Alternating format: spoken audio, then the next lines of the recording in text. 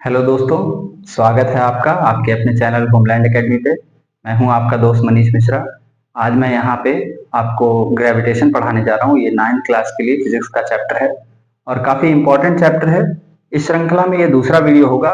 इससे पहले हम force and laws of motion, जिसमें हमने न्यूटन के तीनों लॉज को देखा था। तो जिन लोगों ने अभी वो वीडियो नहीं देखा है, वो 9th क्लास के प्ले उसमें साइंस की प्लेलिस्ट में जाके उसको देख सकते हैं। तो आइए शुरू करते हैं। इस चैप्टर में आपको देखने को मिलेगा कि ग्रेविटेशन होता क्या है।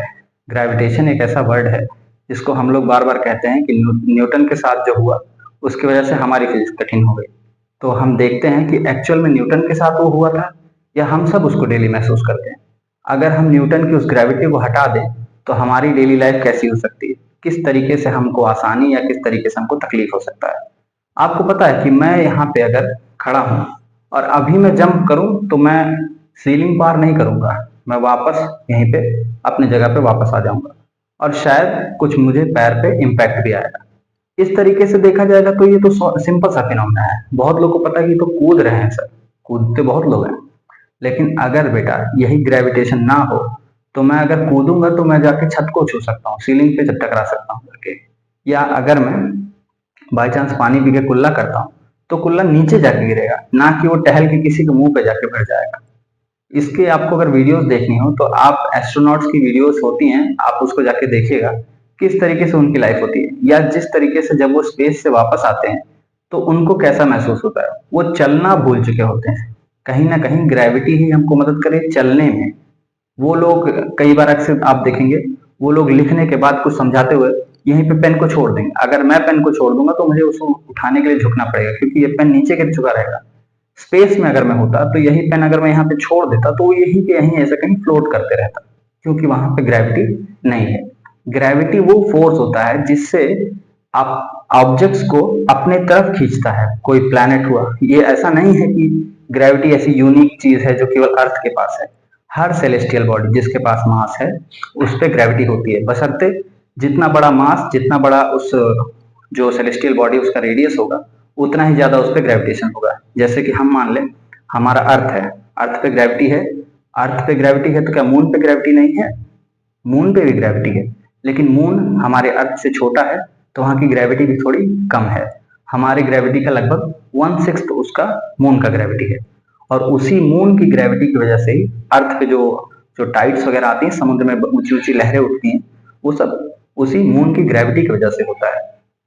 और अब हम चैप्टर को आगे पढ़ते हुए ये समझ चुके हैं कि मतलब ग्रेविटी होती क्या है, ग्रेविटी से हमें कहाँ कहाँ मदद मिलती है, और ग्रेविटी को अगर हटा दिया जाए तो कहाँ कहाँ दिक्कतें हो सकती हैं। और जिस तरीके से हम चैप्टर में आगे बढ़ते जाएंगे ये चीजें आपको और क्रिस्टल होती जाएंगी। और इसके साथ साथ कुछ डेरिवेशंस हैं और कुछ प्रैक्टिकल्स भी होंगे, जैसे कि अगर आपको कुछ चीजें डेमोन्स्ट्रेट करनी हो तो हम उसको थियोरेटिकली एक एक्सटेंड तक ही डिस्कस कर सकते हैं। अगर आप उन चीजों को प्रैक्टिकली होते हुए देख लो तो शायद आपको थोड़ा इंटरेस्टिंग भी लगेगा, और वो चैप्टर का वो जो पर्टिकुलर टॉपिक होगा जिसका आप प्रैक्टिकल देखोगे वो आपको अच्छे से समझ भी आ जाएगा। इससे पहले हमने लॉज ऑफ मोशन वाले में भी कुछ प्रैक्टिकल्स किए थे। हंसी खेल में हमने दो चार टॉपिक्स को उसमें कवर कर लिया था, और वो उम्मीद करता हूँ आपको पसंद भी आएगा। और उम्मीद से ज्यादा बढ़ के मैंने उसका रिजल्ट देखा है, आप सबका प्यार उसको अच्छा खासा मिला है। तो उम्मीद करता हूँ इस वीडियो के लिए भी आपका उसी तरीके से या उससे बढ़ चढ़ के प्यार देखने को मिलेगा। हम अपनी तरफ से कोई मेहनत में कमी नहीं छोड़ रहे हैं, और अगर हमसे गलतियां होती भी हैं तो हम उसको कोशिश करते हैं कि आगे वो दोहराए ना, हम उसको सुधार लें। तो सबसे पहले चैप्टर में आगे बढ़ते हुए देखते हैं कि ग्रेविटेशन फोर्स होता क्या है। तो आप ऐसे कह सकते हैं कि ग्रेविटेशनल फोर्स वो फोर्स है जिससे अर्थ ऑब्जेक्ट्स को अपनी तरफ खींचता है, अपने सेंटर की तरफ। और आज जो देख रहे हैं नदियों में पानी बह रहा है, जो हमारे पृथ्वी की चारों तरफ एटमॉस्फेयर की लेयर है, ये सब कुछ ग्रेविटेशन की वजह से है। अगर ग्रेविटी ना हो तो एटमॉस्फेरिक लेयर न जाने कहाँ उड़ जाएगी और आप सांस नहीं ले पाओगे। आप समझो यहाँ की इंपॉर्टेंस कितनी हद तक है। फिर ये नदियों का पानी जो उछाल मारता है तो नीचे गिर जाता है, वो लहरें सारा सारा सब कुछ ले डूबेंगी अगर वो ग्रेविटेशन की वजह से नीचे ना गिर के सामने की तरफ आ जाए। तो हम जानते हैं ग्रेविटी कितनी इंपॉर्टेंट और कहाँ कहाँ उसका महत्व है। तो ग्रेविटेशनल फोर्स समझने के बाद हम आते हैं ग्रेविटेशन को अपने चैप्टर के बेसिस पे जो लॉज वगैरह दिए गए हैं तो हम उसको देखते हैं।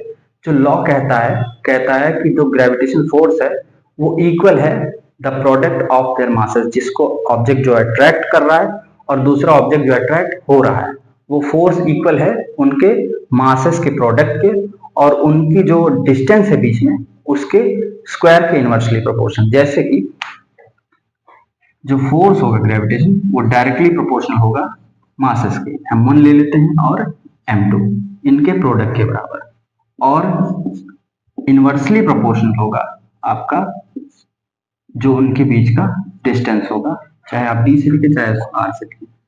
ये एक ऑब्जेक्ट है m1 और ये एक ऑब्जेक्ट है m2, इनके बीच में डिस्टेंस है d। तो ये जो आपका ये देख रहे हैं ये इनवर्सली प्रोपोर्शनल और डायरेक्टली प्रोपोर्शनल का मतलब है कि जितना ज्यादा मास होगा, डायरेक्टली प्रोपोर्शनल ये कहता है कि जो चीजें डायरेक्टली प्रोपोर्शनल हैं तो सपोज करिए एक बढ़ेगा तो दूसरा भी बढ़ जाएगा।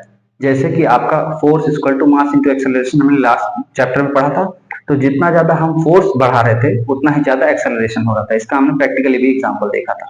फिर यहाँ पे देखते हैं डिस्टेंस के इनवर्सली, हाँ जितना दूर रहेगा कहीं ना कहीं जो ग्रेविटी वाला प्रॉपर्टी है वो कुछ ना कुछ मैग्नेटिक इन नेचर है। पृथ्वी को चुंबक सा मानो करके हम लोग एक कविता भी पहले पढ़ते थे, तो जो ग्रेविटी है वो कहीं ना कहीं चुंबक जैसा ही काम कर रही है। तो अगर आप सोचिए दो मैग्नेट रखिए, उनको पास पास रखेंगे तो चाहे मैग्नेट से ऑपोजिट पोल्स हो गए या फिर कोई मेटालिक ऑब्जेक्ट वो तुरंत चिपकेगा। लेकिन अगर वही मैग्नेट थोड़ा दूर है जिसको अट्रैक्ट कर रहा है तो शायद उतना इफेक्टिव नहीं होगा, उसको क्या होगा, दिक्कत होगी खींचने। तो यहाँ भी सेम है, ऑब्जेक्ट जितना दूर रहेगा उतना ही जो ग्रेविटी है वो कम होती जाएगी। तो अब हम इसको एक साथ लिख देते हैं m1 m2 upon T square. Force जिससे वो अट्रैक्ट कर रहा है वो डायरेक्टली प्रोपोर्शनल है उनके मासेस के प्रोडक्ट के, और जो डिस्टेंस है उसके इनवर्सली की, मतलब डिस्टेंस जितनी ज्यादा होगी ग्रेविटी उतना कम लगेगा।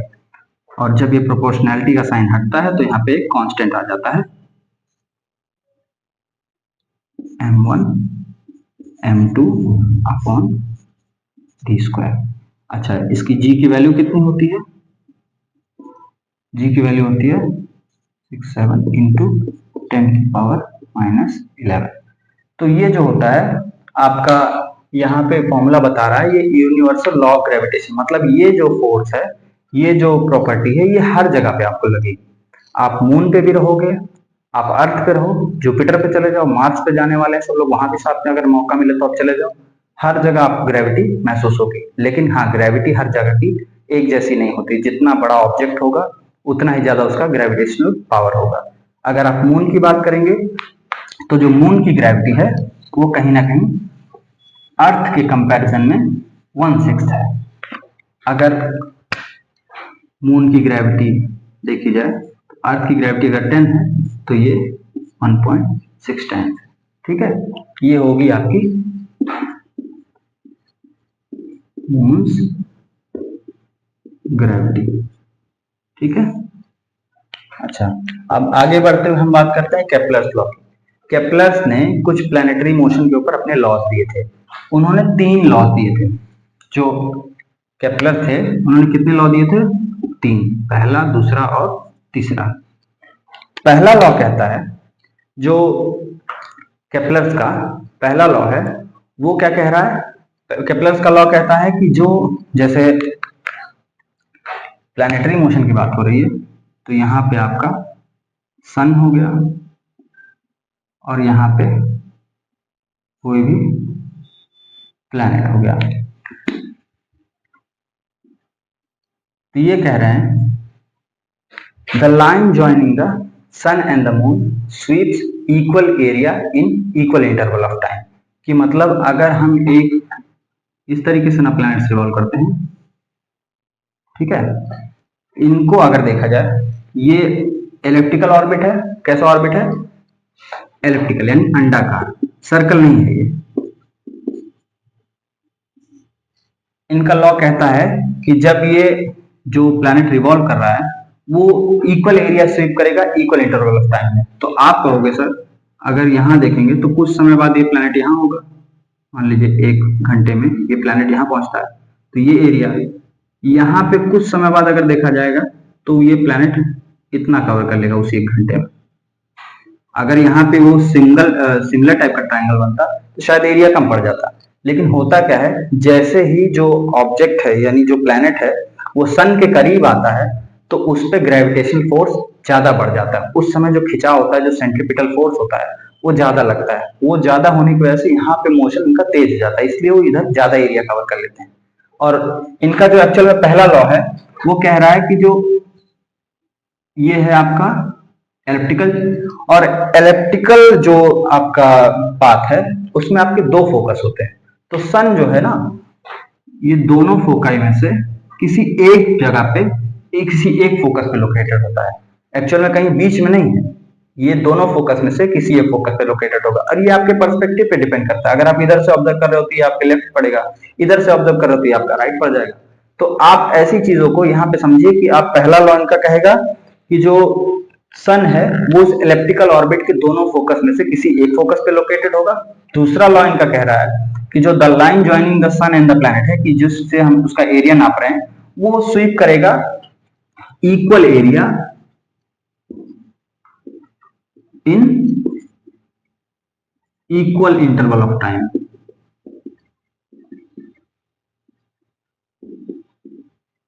ठीक है, आपको कहने में भी आसानी है, याद करने में भी आसानी है। बस आपको ये कंफ्यूजन होता है जब आप उसको कभी वर्चुअली मान लो वीडियो वगैरह देख रहे हो, वहां पे आपको दिख रहा है तो ऐसा लगेगा जब दोनों फोकस में से सन किसी एक फोकस पे है तो जब इस तरफ आएगा तो यहाँ का एरिया तो शॉर्टर बनना चाहिए, लेकिन ऐसा होता नहीं है। होता क्या है, जब ये सन के करीब पहुंचता है प्लैनेट तो ग्रेविटेशनल फोर्स बढ़ जाने की वजह से वहां पे सेंट्रीपिटल फोर्स ज्यादा लगता है और वो तेजी से ज्यादा एरिया कवर कर जाता है। तो ऐसा होता है कि जब ये एरिया और ये एरिया को कंपेयर करते हो तो वो इक्वल आता है। ठीक है, कभी भी आपने देखा है क्या कि साल में ऐसा हुआ है कि सीजन कभी लेट आया हो? हमेशा आपका ठंडी और गर्मी उसी आपके दिसंबर में और उसी जून में आपका देखने को मिलता है। ठीक है, और आपको पता है कि सन के रेवोल्यूशन से सीजन बदलते हैं।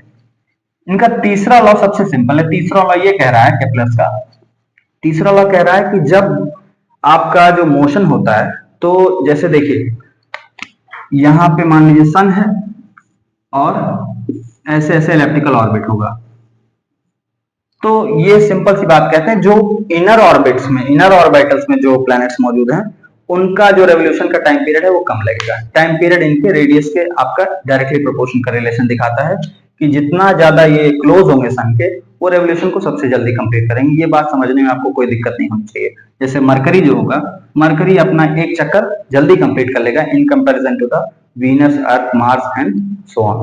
तो जितने बाहर के प्लैनेट्स हैं, जितना दूर, जितना बड़ा रेडियस बनाएंगे सन के साथ, उतना ही ज्यादा उनको टाइम लगेगा। तो हमारा ये था तीनों केप्लर्स का लॉ। एक बार समराइज कर लेते हैं। पहला लॉ क्या कह रहा है कि सन जो है वो प्लैनेट्स के मतलब सेंटर में, जो प्लैनेट्स हैं वो सन के अराउंड रिवॉल्व कर रहे हैं एक इलेप्टिकल ऑर्बिट में, और इलेप्टिकल ऑर्बिट के दोनों फोकस में से किसी एक फोकस पे सन लोकेटेड होता है।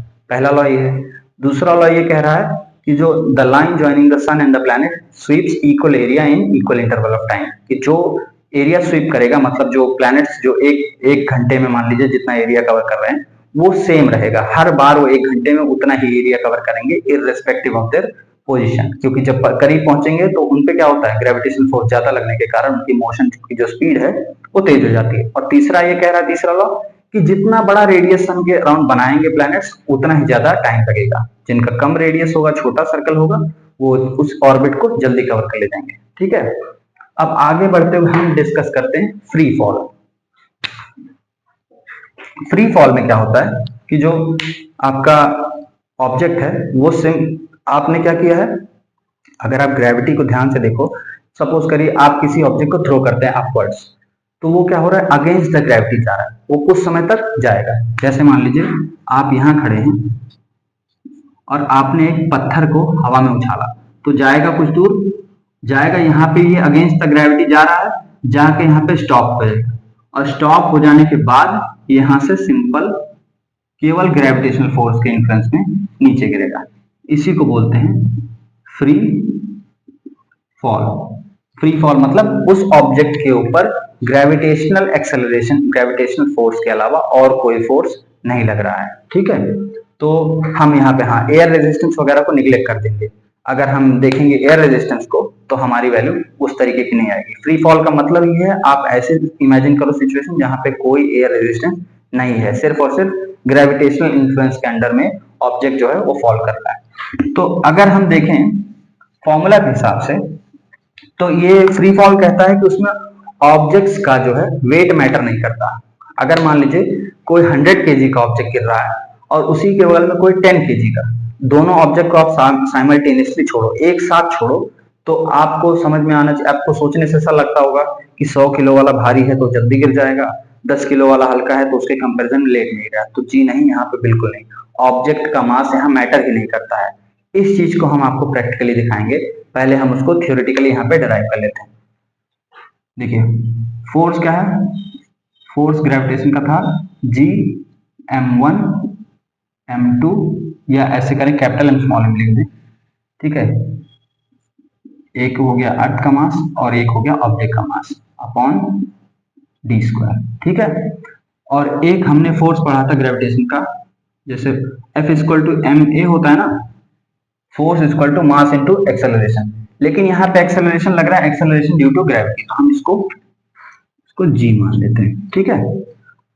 Force equal to mass into gravitational acceleration की बात करते हैं। अब इन दोनों, इसको हम इक्वेशन 1 मान लेते हैं और इसको इक्वेशन 2 मान लेते हैं। अब हम इन दोनों इक्वेशन को क्या करते हैं, इक्वेट कर देते हैं। तो देखते हैं हमारा क्या आएगा, एम जी बराबर जी एम और small M upon D square.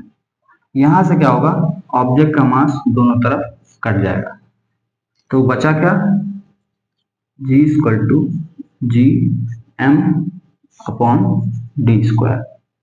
अब ये चीज आपको देखिए, यहाँ पे दोनों तरफ ऑब्जेक्ट का मास जो है वो कैंसल आउट हो गया और फाइनली जो हमें मिला वो सिर्फ और सिर्फ अर्थ के मास की बात हो रही है यहाँ पे। तो इसका मतलब कोई भी मैटर नहीं होता है कि ऑब्जेक्ट भारी है हल्का है, और इस चीज को हम आपको डेमोन्स्ट्रेट करके दिखाएंगे प्रैक्टिकली।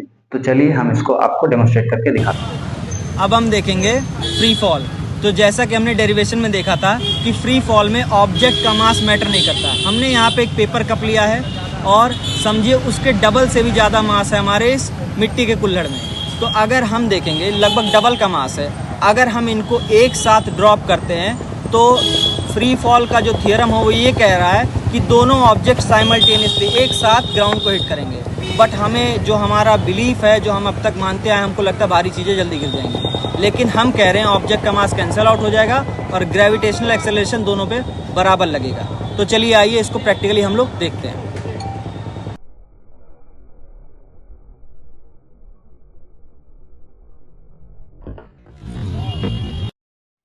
उम्मीद करता हूं दोस्तों आपको प्रैक्टिकल अच्छा लगा होगा और वो टॉपिक थोड़ा सा ज्यादा अच्छे से समझ में आया होगा। आइए बढ़ते हैं अपने नेक्स्ट टॉपिक की तरफ। अगला टॉपिक है हमारा मास और वेट। मास क्या होता है? अच्छा, कई बार बच्चे होता क्या है कि मास और वेट को सेम समझ लेते हैं, उनको लगता है कि जो मास है वही वेट है।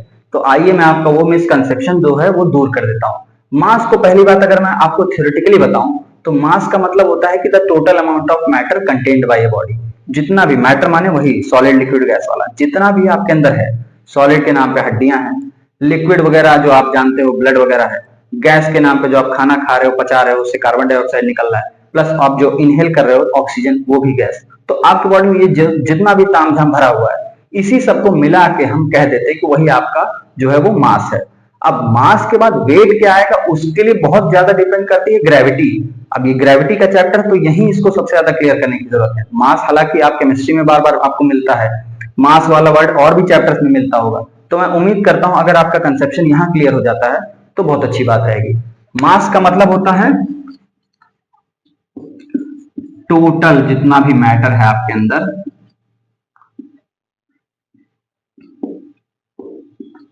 In the body. माफ करिएगा राइटिंग मेरी बच्चों से भी खराब है, लेकिन उम्मीद करता हूं कि आप उसको नजरअंदाज करेंगे, कॉन्सेप्ट पे फोकस करेंगे।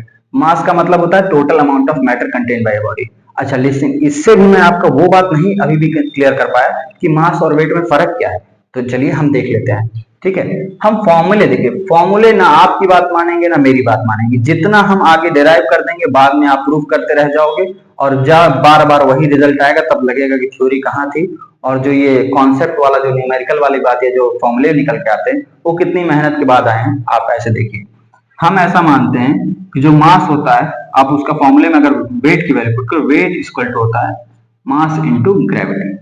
तो ऐसा अगर समझें तो वेट और मास को हम आपको मिला के समझाते हैं, अपने आप खुद ही फर्क कर लेना।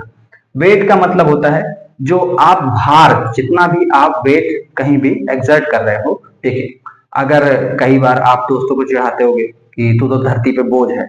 हाँ, वाकई धरती पे हम सब लोग बोझ है बेटा, क्योंकि हम लोग ना जो मास लिए बैठे हैं, वो अर्थ तो हमारे ऊपर एक नॉर्मल जो ग्रेविटेशनल फोर्स है वो सब पे बराबर लगा ही रही। फ्री फॉल में हमने देखा कि ऑब्जेक्ट का वेट मैटर नहीं करता, सब पे ग्रेविटेशनल फोर्स बराबर लग रहा है। तो हम वो भार को भी उसमें गुणा कर लेते हैं, ठीक है। तो जो हमारा मास है और जो यहाँ की ग्रेविटी है, अब जैसे कि मैं आपको प्रैक्टिकली दिखाता हूँ। मान लीजिए मेरा वेट है 70 केजी, ठीक है, 70 किलो का मैं हूं, मुझे अपना मास फाइंड आउट करना है। मुझे नहीं पता मेरा मास कितना है, लेकिन मुझे ग्रेविटी जरूर पता है कि नियर अबाउट 10 है अर्थ की, ठीक है।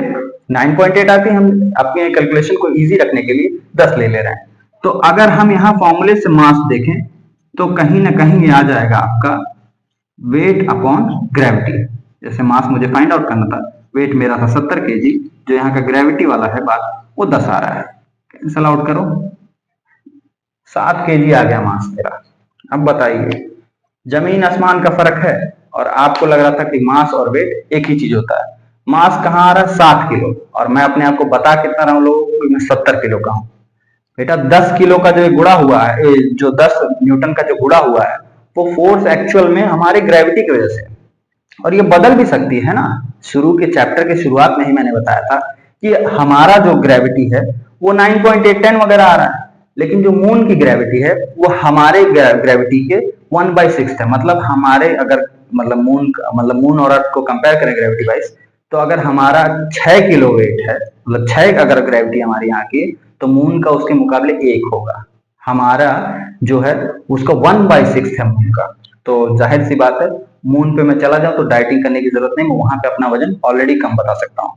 तो मास क्या होता है? मास होता है सिर्फ और सिर्फ the total amount of matter contained by a body, और उस मास के ऊपर अगर हम ग्रेविटेशन का मल्टीप्लाई कर देते हैं तो वो हमारा वेट आ जाता है। तो वेट एक्चुअल में वो फोर्स है जो हम अपनी मास को लेके अर्थ के ऊपर एक्सर्ट कर रहे हैं। और वो कारण क्या है भाई? अर्थ हमको अपनी तरफ खींच रहे, तो हम जाएंगे किस तरफ? तो वही है हमारा क्या है, वेट और मास का डिफरेंस। फिर आ जाते हैं, हम बात करते हैं थ्रस्ट की और प्रेशर की। थ्रस्ट क्या होता है और प्रेशर क्या होता है? थ्रस्ट होता है कि आप सोचिए कि थ्रस्ट का आपका कहीं ना कहीं रिलेशन है न्यूटन थर्ड लॉ से। न्यूटन का थर्ड लॉ कहता है every action has a equal and opposite reaction. अगर मैं किसी चीज को नीचे पटकूंगा तो क्या होगा? उसका उतना ही झटका ऊपर की तरफ लगेगा। आप बॉल पटकते हो, बॉल वापस आती है। आप दीवार पे सर मारते हो तो आपके सर में भी चोट लगता है। आप बंदूक आगे की तरफ चलाते हो, झटका आपको पीछे की तरफ देता है। रॉकेट क्या है? जब प्रोपेल होता है तो क्या होता है? झटका, वो थ्रस्ट, वहां वो थ्रस्ट है, वो मार रहा है थ्रस्ट जमीन की तरफ, और वो जा रहा है कहाँ पे? आसमान की तरफ। दिवाली गई है अभी, दिवाली में आप सबने रॉकेट जलाया होगा, उसका आग किस तरफ निकलता है बेटा? आग निकलता है नीचे की तरफ, और रॉकेट निशाना किधर का साधता है? ऊपर की तरफ। तो थ्रस्ट ये कहता है कि थ्रस्ट जो है वो आपके फोर्स के नॉर्मली यानी परपेंडिकुलरली जो लगने वाला, अगर ये सरफेस है तो सरफेस के परपेंडिकुलर एकदम थ्रस्ट जो है वो लगता है। हालांकि अगर थ्रस्ट ऐसे आपको समझ में नहीं आ रहा है तो इसके लिए भी हम एक प्रैक्टिकल का इंतजाम कर रहे हैं, और चलिए हम थ्रस्ट का प्रैक्टिकल वहीं आपको करके दिखाते हैं। और सुनिए, प्रेशर की जहां तक बात है, प्रेशर आप थ्योरेटिकली ऐसे समझ लीजिए कि किसी भी एरिया के ऊपर जो फोर्स लगा रहे हैं वही है pressure. Pressure is nothing but force upon area. इसके बहुत सारे एग्जांपल्स हैं। देखिए, फोर्स क्या है?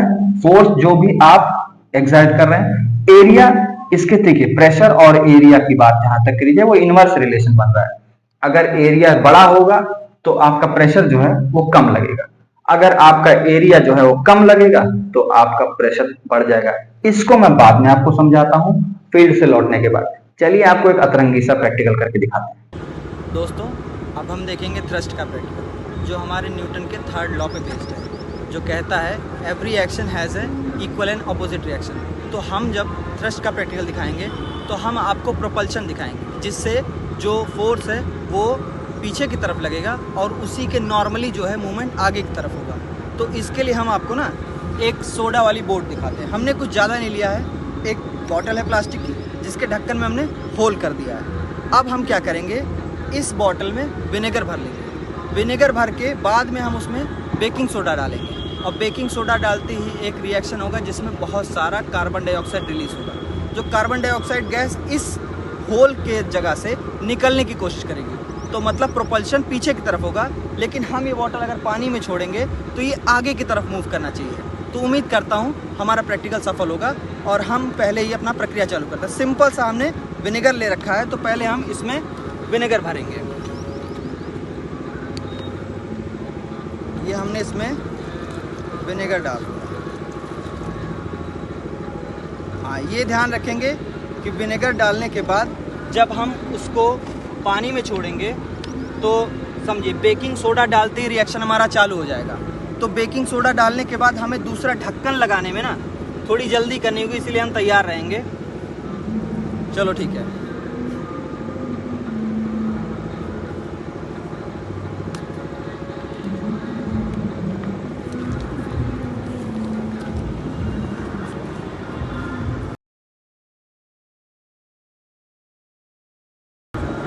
जो उसका प्रोपल्शन है, जो वहाँ से कार्बन डाइऑक्साइड गैस निकल रही है, वो पीछे की तरफ निकल रही है, लेकिन उसका मूवमेंट आगे की तरफ हो रहा है। तो उम्मीद करता हूँ आपको ये प्रैक्टिकल अच्छा लगा होगा, इससे आपको कुछ समझ में आएगा, कुछ सीखने को मिला होगा। चलिए दोस्तों, उम्मीद करता हूँ आपको वो प्रैक्टिकल भी अच्छा लगा होगा। हाँ, थोड़ा सा ये हमने सोचा ही अलग, तो फिर किया क्या जाए। अब बात करते वक्त बीच में देखिए फिजिक्स है, जितना मैं प्रैक्टिकल आपको करके दिखा दूं, अभी तो फिलहाल हमारे पास संसाधनों की बहुत सारी मतलब क्या करें लिमिटेशंस है, और हमारा चैनल में भी नया है। ये तो आपका प्यार है जो हमें यहाँ तक ले आया। लेकिन हाँ, उम्मीद करता हूँ कि जैसे जैसे हम आगे बढ़ेंगे हम आपको बेटर फैसिलिटीज दे पाएंगे। और सोचिए, आप हमारी मेहनत को यहाँ पे देखिए, हमारी मेहनत में कोई कमी नहीं। जो भी संसाधन हमारे पास है हम उसका पूरा पूरा उपयोग इसी में करते हैं कि आपको हम बेटर क्वालिटी एजुकेशन प्रोवाइड कर पाए। देखिए, हमारा जो चैनल है वो उन बच्चों के लिए है जो पढ़ने की जो है वो केवल जज्बात रखते हैं, जुनून रखते हैं। जो आगे जा रहे हैं हम उनको नमस्कार करते हैं, वो ऑलरेडी बहुत आगे हैं, उनके पास सारी फैसिलिटीज हैं। हम उनके लिए यहाँ पे खड़े हैं जो हमारी तरह ही स्ट्रगल कर रहे हैं। मन में दुनिया भर की उम्मीदें हैं, मन में हौसला जो है वो आसमान को अपने मुट्ठी में कर लेने का है। लेकिन हाँ, उस हौसले के अलावा हमारे पास कुछ है नहीं, इसलिए हम डरते भी नहीं। हमारे पास खोने के लिए है ही क्या। जब हमारे पास खोने के लिए कुछ नहीं होता तो पाने के लिए पूरी दुनिया है, और उसी दुनिया को जो हासिल करने का जुनून है वही हमको रोज एक फ्यूल की तरीके से काम करता है हमारे लिए, हमें रोज एनर्जी दे रहा है। तो आइए उसी एनर्जी के साथ हम आगे बढ़ते हैं। थ्रस्ट आपको समझ में आ गया। थ्रस्ट क्या है? जो फोर्स नॉर्मली एक्ट करता है। अगर आपका जो फोर्स है वो पीछे की तरफ लग रहा है तो मोशन आगे की तरफ होगा। फोर्स अगर नीचे की तरफ लग रहा है तो वो झटका ऊपर की तरफ देगा। सेम आपको जो न्यूटन का लॉ कहता है थर्ड वाला, every action has a equal and opposite reaction. आप हथौड़े से कांटी को ठोकते हो, हथौड़े को आप नीचे मारो, लेकिन वो छटक किस तरफ रहा है? ऊपर की तरफ। बंदूक को आप आगे की तरफ चला रहे हो, झटका वो किधर दे रहे हैं? पीछे की तरफ। और वो प्रैक्टिकल में आपने देख ही लिया। प्रेशर क्या होता है? प्रेशर आपका, प्रेशर के नाम से सबसे पहले लोग बोल देते हैं प्रेशर कुकर। प्रेशर कुकर में भी देखिए, जो आपका एरिया है उस प्रेशर कुकर का, आपका छोटा प्रेशर कुकर होता है तो जल्दी सीटी देने के उसके चांसेस हैं। बड़ा प्रेशर कुकर होता है तो देर से सीटी देता है। वहां पे एरिया की बात आ जाती है। ठीक है, आप ऐसे सोचिए कि एरिया कम तो प्रेशर ज्यादा। आप गमले में पानी दे रहे हो, क्यारी में पानी डाल रहे हो, आप पाइप हाथ में पकड़े हो, आराम से उसका जो क्रॉस सेक्शन एरिया है आपका अच्छे से आप खोले हो। एक बार जैसे ही आपने क्रॉस सेक्शन एरिया को कम किया, उसका मुंह को थोड़ा दबा दिया, आप देखिए कि धारा जो है, जो बौछार है, वो दूर तक जाने लगेगा। वहां पे क्या हो रहा है? वहां पे आपका जो आपने एरिया है वो घटा दिया। एरिया घटाते ही प्रेशर बढ़ गया।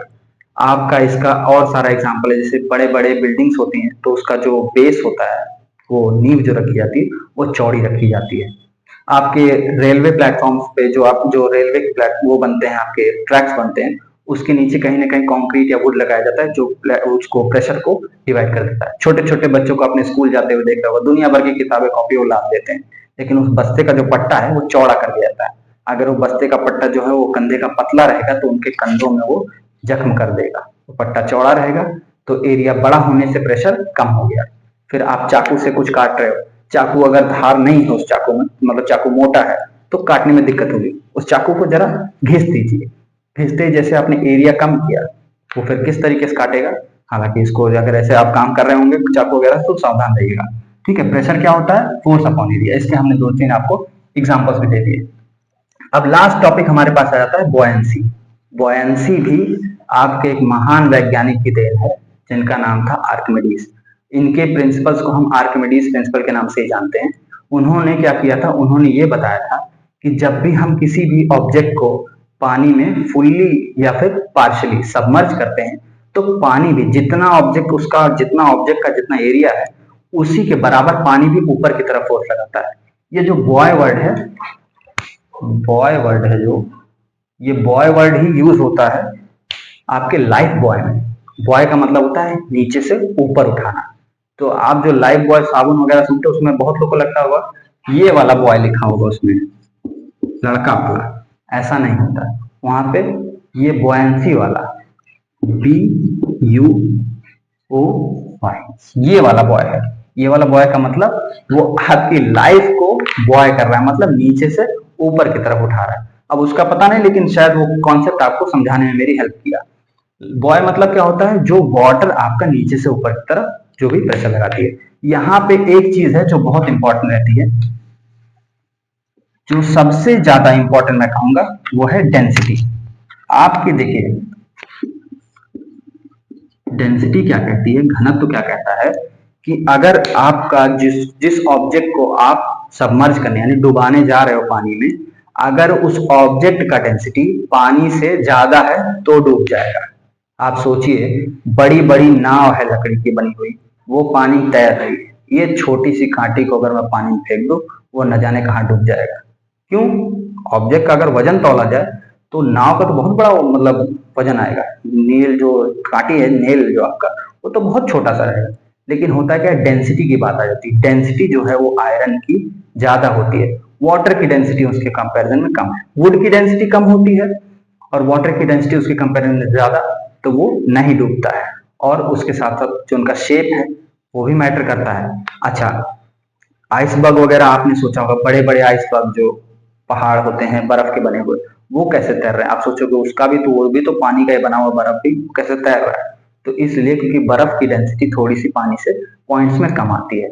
आप ऐसे भी सोचो, कभी कभी एक आदमी है पानी में ऐसे ही तैर रहा है और कोई कोई डूब भी जाता है।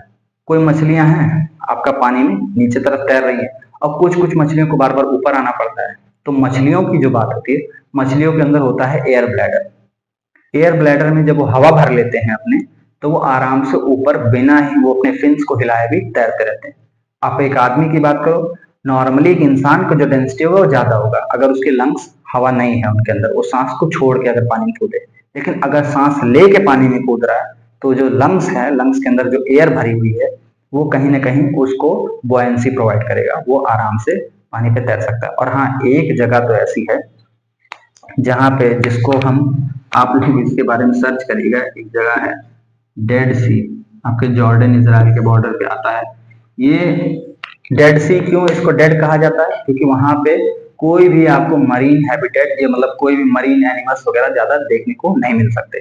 ये डेड सी का कारण ये है कि उसमें इतनी ज्यादा सैलिनिटी, इतनी ज्यादा उसमें नमक है कि वहां की डेंसिटी बहुत ज्यादा हो चुकी है, 1.3 से भी ज्यादा।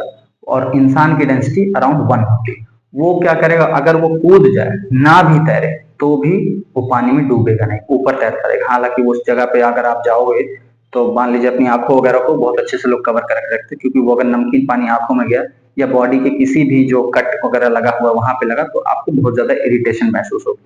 ठीक है, तो यहाँ पे आपने देखा डेंसिटी मैटर करती है। अगर डेंसिटी ज्यादा है, देखिए जिसमें हम सबमर्ज कर रहे हैं, सपोज करिए उस लिक्विड की डेंसिटी ज्यादा है जो ऑब्जेक्ट सबमर्ज करने जा रहे हैं उससे, तो वो कभी डूबेगा नहीं। अगर ऑब्जेक्ट की डेंसिटी ज्यादा है और जो जिस लिक्विड में आप सबमर्ज करने जा रहे हो उसकी डेंसिटी कम पड़ गई तो वो किसी भी सूरत में फ्लोट नहीं करेगा, वो तैर जाएगा। ठीक है, मतलब डूब जाएगा। तो इसके हिसाब से आर्किमिडीज वाली जहां तक बात करते हैं, आर्किमिडीज को उनके राजा साहब ने कहा था कि मेरा ये मुकुट है, उस मुकुट को आप पता लगा दो कि ये खरे सोने का है कि नहीं। हालांकि इस मुकुट के साथ छेड़खानी नहीं करनी, इसको गलाना नहीं, कुछ नहीं करना। तो उसी के बाद वो क्या किए थे, जब पानी में नहा रहे थे वहीं उसको सबमर्ज वगैरह किया।